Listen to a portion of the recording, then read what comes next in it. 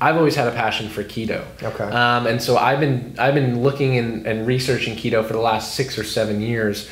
And at that time, I was like, you know what? There's no platform where people can come together and bring together the top minds in relation to this topic. And I was like, I feel like this is going to grow.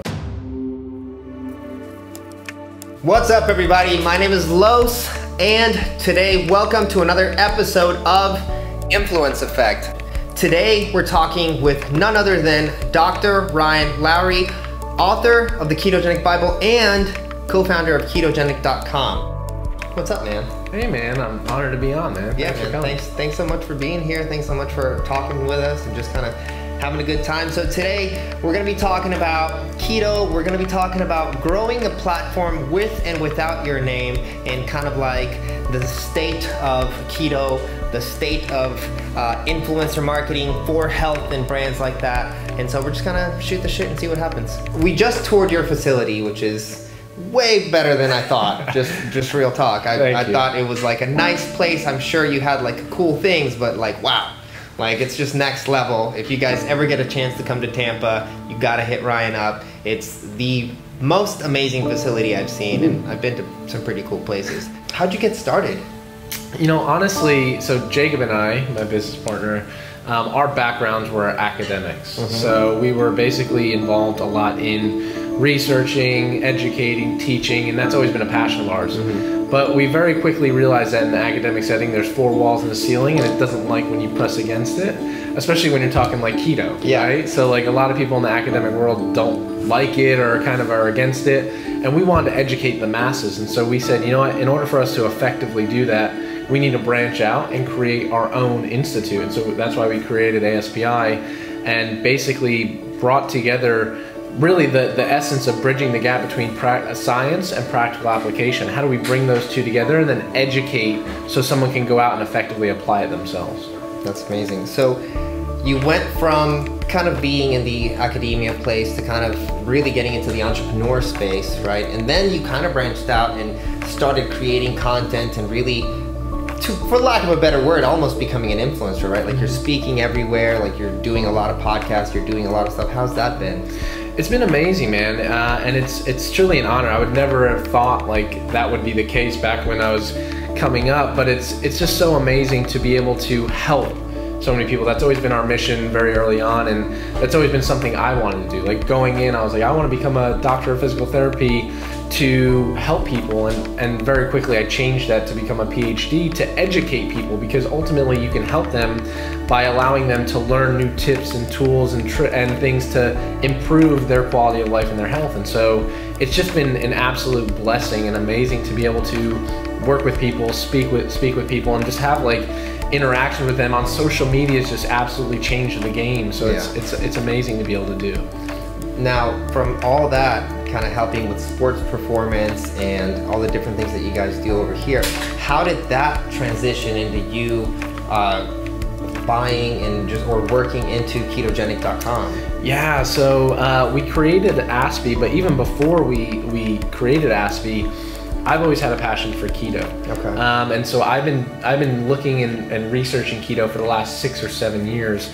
And at that time, I was like, you know what? There's no platform where people can come together and bring together the top minds in relation to this topic. And I was like, I feel like this is going to grow, because the research I was seeing and the research that we were doing, I was like, this is going to become something very big. And I saw what bodybuilding.com was doing in the fitness space, and I was like, you know, this is an opportunity to bring together and kind of protect the conversation of bringing in these people, educating them, providing recipes, providing resources, all in one space so people know where to go.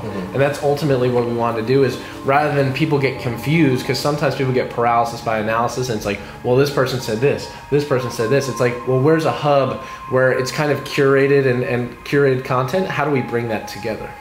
So let's talk a little bit about keto. I have a show, it's called Keto Thoughts. I talk a lot about keto. I am not a doctor, but you are. So we can kind of answer some questions that I get hit up a lot. One of them, I guess I'll start with this one. I get a lot of what I call like the keto police, right? We have like this variation of people. So there's extremely strict people in keto, And then there's people that are like, can I have this? Can I have that? My whole thing is, listen, at the end of the day, I tell people, I try to eat grass-fed, grass-finished, wild-caught. Sometimes I don't. Sometimes life gets in the way. I'm in a trip. I do whatever. Sometimes I have a bang. Most of the times I drink water and Zevia. And most of the times I'm pretty good. But overall, as it's like works for life, I live a life, right? And it's like life, I guess, like You're lifestyle. human. Lifestyle keto, I guess, is what I call it. Not super strict. What do you think of that? Where do you stand with all these things? Because my personal mission is to try to get people to have success consistently over living a specific way that is for sure going to get them to break that pattern and go fall back into a pattern that doesn't work.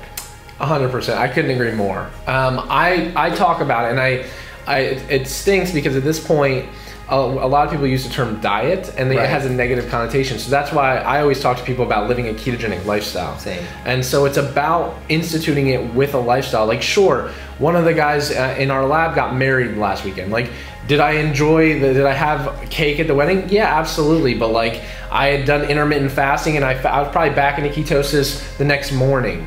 You know, like, don't stress it. You stressing out about it is going to have more of a glucose and insulin response than like actually having something once in a while. But it's understanding and keeping things in context, right? It's you truly want people to live this as a lifestyle and make a change. When you tell someone you have to eat this, this, this, and this at this time, that's the only thing you can have, cut everything else out, then it's like, cool, I can do that for 2 weeks, but then week 3 comes around. That's a diet. Yeah, that's a diet. And then that's when it becomes unsustainable. You break, and then you get worse than you were before you even started.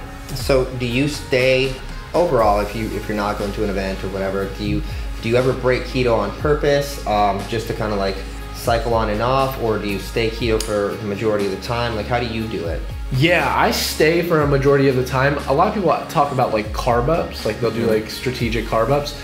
I do like protein ups. So it's weird because I like, coming from like the fitness world, like I actually enjoy things that are made with protein. Like I enjoy Greek yogurt with some whey in it. And so like, it's so good. And so like those will be my protein up days. So once a week, I'll have a day where I might have Greek yogurt and whey, or I might make some of they're still lower calorie, but just higher protein desserts or treats that I made back when I was like trying to gain as much muscle as humanly possible. But I have a protein up, not like, I don't go and have like a carb blowout and then feel like trash for the next 3 days. I prefer protein ups myself. Yeah. Do you find that is better overall? And do you ever do that and like worry about getting into any kind of like not good state of ketosis, or do you do it just kind of living your life? It really doesn't matter that big of a deal. Like, what's your thought process on all of that? Yeah, for me, it's kind of allowed me to continue to adapt. Because one of the things I've noticed is that like if you stay strict keto and especially if you're doing like 1 meal a day, over time, and you're training really hard, like when I'm at my peak of when I'm not traveling and I'm actually here training, it's important for me to get more protein in during those times. And so I found for me, it's liberating from a mental standpoint, but it's also liberating as far as me continuously allowing to make gains. And so it's very difficult for your process to convert excess protein over into glucose. So that's why I prefer protein ups rather than carb ups. But for me, it's just kind of like, it's a reset for me on the weekend. I have a good training day, I have more protein, and it's kind of like a reset and allows me to get my body to continue to adapt. This is a great segue for me to now be able to make protein pancakes on the weekends. It's my favorite thing, man. Dude, they're so good. And I make them with cottage cheese. I don't know if you haven't done that. I go cottage cheese, protein, and a few eggs. And then you blend it. They're kind of thick. They don't look great.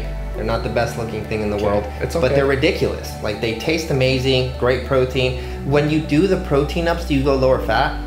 I bump fat down. Like, I don't go low fat. That's what I meant. That's what I meant. Yep. Yeah. I thought the same thing, because I kind of do the same thing. So, random question, but I'm sure everyone wants to know. I am actually going through this phase. I tried for the past like month. I've been trying to bulk, and I'm like, you know what? I'm gonna start eating carbs. And I did it for, I don't know, like a week. I did it for like a week, and I hated it. I was just like, I'm just so not you. Like I feel it. I feel different. You know what I mean? If you are, I believe that you totally can actually gain weight, good weight, and it's probably leaner, better weight if you do it doing keto. Do you have suggestions for me and / anyone else that's kind of going through that right now? So your goal is to gain weight or gain just I would love to gain muscle. Right? Okay. Like I don't want to gain but weight. you want to lose fat as well. I'm really just good on, I can lose fat fast, and I'm just at maintenance. Like, if anything, I was trying to gain, but I'd like to gain. In a perfect world right now, I want to gain 10 pounds. So a lot of times what happens with people who are on a ketogenic diet is they'll do intermittent fasting, or sometimes they'll even do like 1 meal a day. If your goal is to gain, I would increase the meal frequency.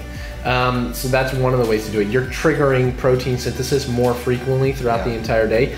Being in a state of ketosis helps that no matter what. Like you're in a better net state being in ketosis than not as far as protein balance.